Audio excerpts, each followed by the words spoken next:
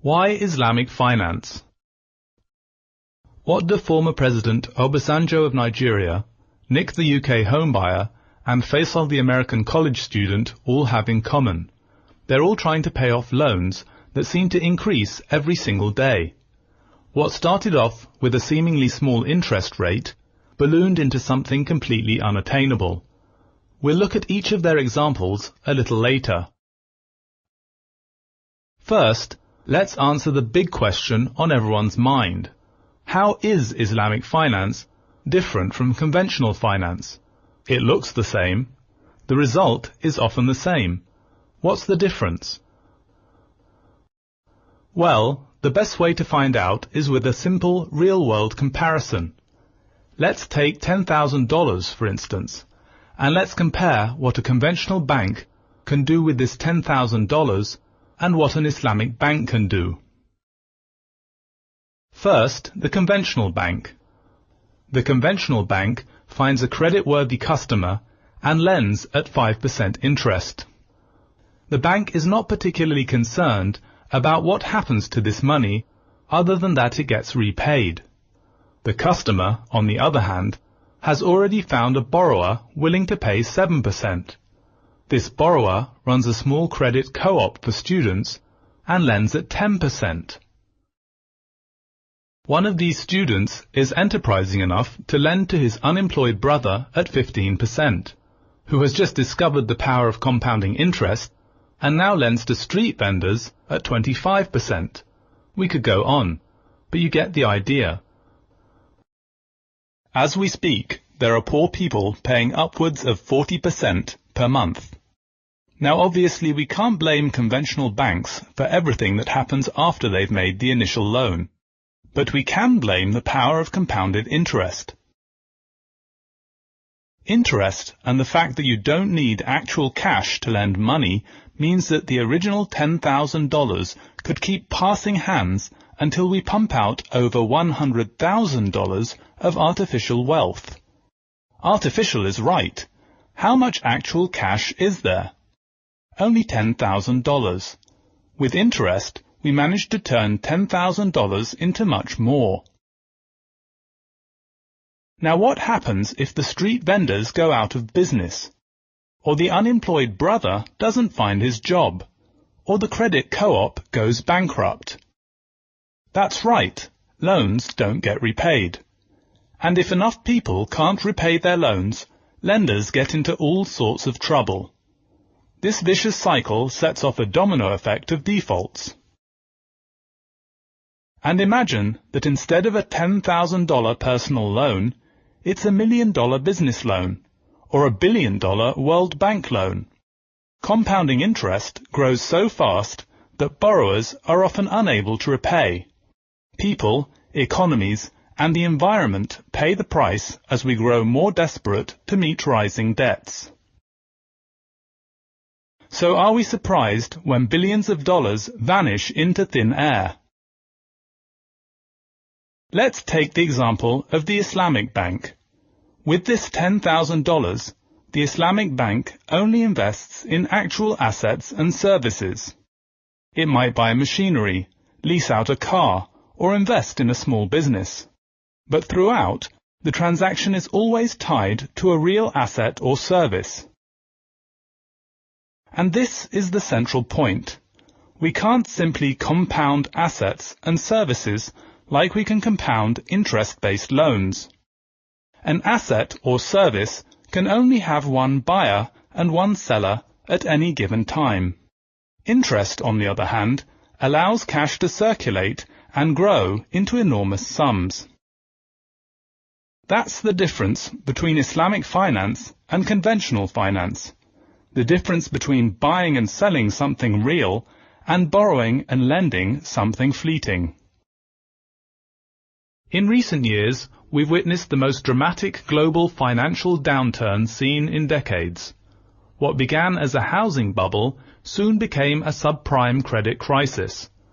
And what many thought would remain a credit crisis soon spread into a global financial meltdown. It devastated every corner of the world. And while these events affected most of us negatively, there was one silver lining. People finally gave a serious look at alternative forms of finance, and many people stopped believing that interest could solve all problems. Understanding what caused these events serves as our starting point for understanding Islamic finance and how it differs from conventional finance. What conventional finance enables is the ability to sell money when there is no money, to sell assets before there are any underlying assets, and to allow debts to grow unchecked while borrowers become more desperate. Interest creates an artificial money supply that isn't backed by real assets. The result? Increased inflation, heightened volatility, richer rich, and poorer poor. Let's look at 3 practical examples that show just how Islamic finance is different from and better than conventional finance. And while Islamic finance parts ways with conventional finance on more than just being interest-free, we'll focus on interest in this module. We'll look at 3 people in 3 very different real-world situations. The first is the former leader of a developing country, President Obasanjo of Nigeria. The second is Nick, a home buyer in the UK. And the third is Faisal, an American college student. We begin by quoting former President Obasanjo, who said these words after the G8 summit in Okinawa in 2000. All that we had borrowed up to 1985 or 1986 was around $5 billion, and we have paid about $16 billion, yet we are still being told that we owe about $28 billion. That $28 billion came about because of the injustice in the foreign creditors' interest rates. If you ask me, what is the worst thing in the world, I will say it is compound interest. It seems unbelievable, but sadly, it's typical. Developing countries start off with relatively small loans and remain saddled with huge amounts of growing debt for generations. And remember, this could be Nigeria or any other poor country. To give just one other example, during the years leading up to the 1997 Asian collapse, Indonesia's foreign debt as a percentage of GDP was over 60%. So Nigeria is certainly not an isolated example. There are countless more. How did borrowing just $5 billion end up in having to pay $44 billion in total? Let's open up a spreadsheet and find out.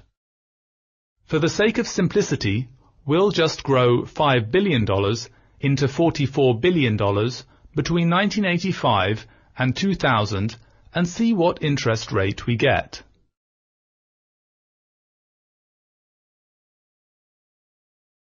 It must have been a very high interest rate to get to $44 billion in such a short period of time.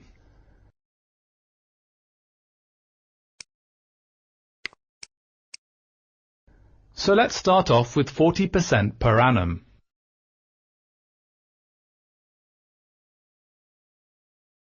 No, that's not right. Let's try 30%.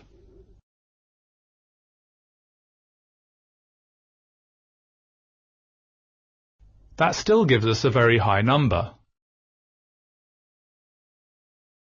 It turns out that to grow $5 billion into $44 billion takes an interest rate of only 15.6%. Now, on the face of it, around 15% doesn't sound exorbitant. It doesn't seem unfair, and technically it isn't even illegal according to international law. In fact, we personally know of banks that charge high-risk credits upwards of 30% interest rates. But every day, numerous countries find themselves in the same predicament as Nigeria. UNICEF estimates that over 500,000 children under the age of 5 die each year around the world as a result of the debt crisis. But as we've seen, it's not the debt that's the problem, it's the compounding interest.